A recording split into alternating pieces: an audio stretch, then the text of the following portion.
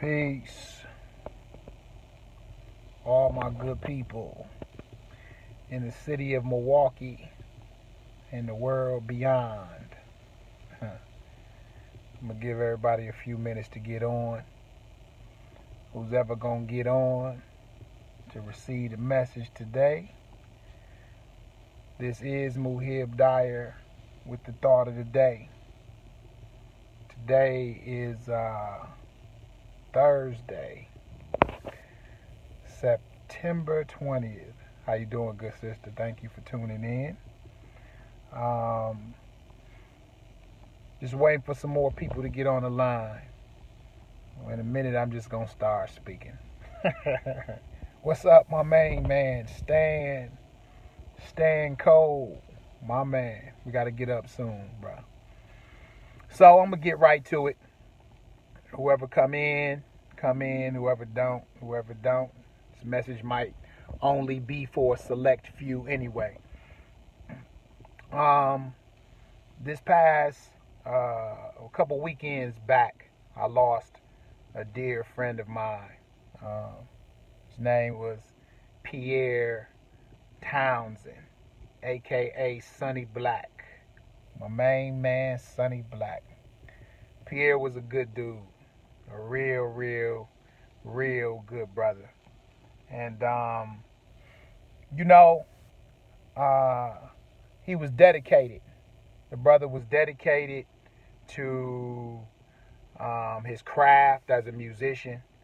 And more importantly, he was dedicated to fatherhood. He was an excellent father. When I go 20 years back before I even had children, I used to run with Pierre a whole lot. And he always had his kids with him.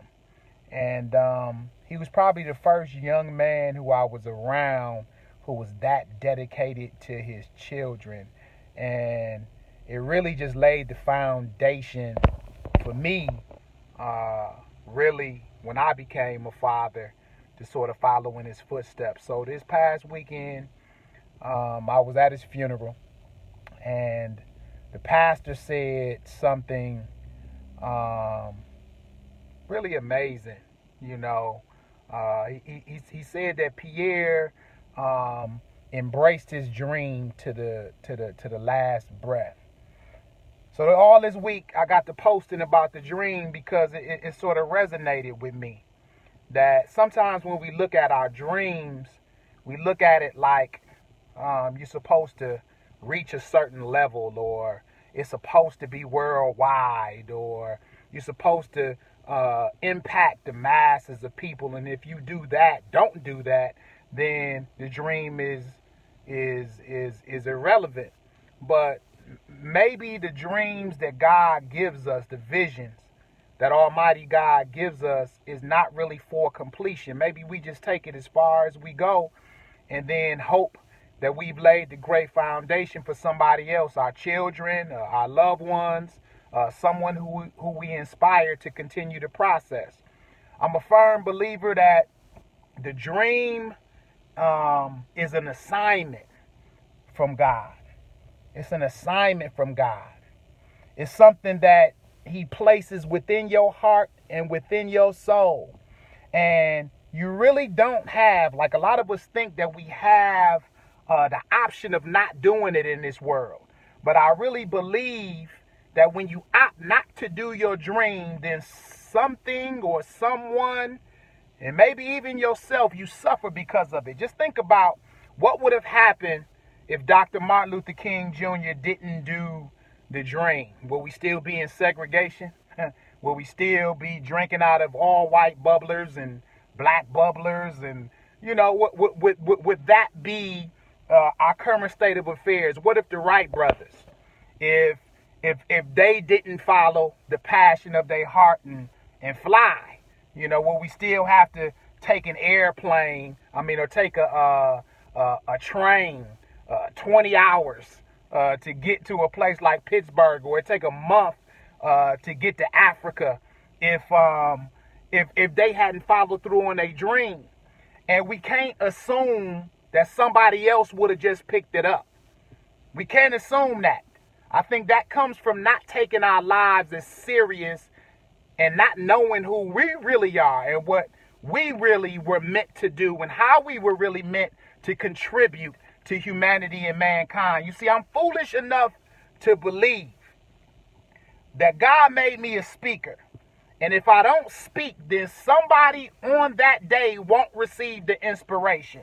I'm foolish enough to believe that if a person has the vision of being a firefighter, if they don't fight fires, then somebody will not be saved. I'm foolish enough to believe that if you have a vision to feed the homeless, somebody is not going to get fed if you don't do it.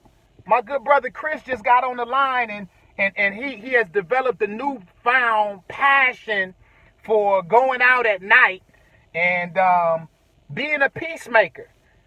And if he doesn't do that, then somebody may die that he could have prevented that death. And that's how serious it really is. I don't think we have the right to abort our dreams. And I'm going to say it again. We don't have the right, the God-given right to abort our dreams. Our dreams are not just lifeless thoughts floating around in our mind, irrelevant thoughts floating around in our mind. No, our dreams are life in and of themselves. And if we kill that dream, maybe somebody need to be outside picketing our house with a dream killer sign like they do at the abortion clinic, holding it up. You know, because you don't know what you deny in humanity. You don't know the greatness and the blessing that you deny in humanity. I remember 10 years ago, I had a vision, I had a dream to do a play. I waited so long. 5 years went by. I waited so long, and I didn't move on it because I was waiting for the right time. I was waiting for the right people. I was making all sorts of excuses. I was mad because somebody was supposed to be working with me on it and they didn't get around. But I was making excuses.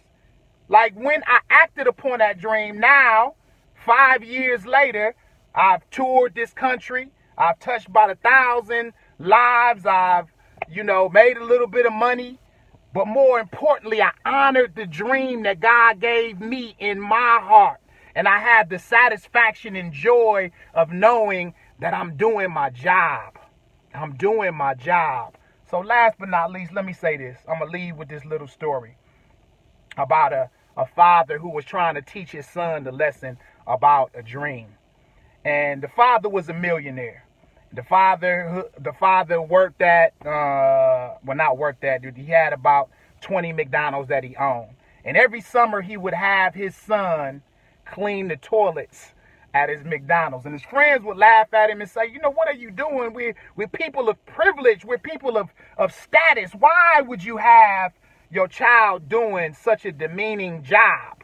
And he responded and he said, I'm trying to teach him the consequences of not following your dreams.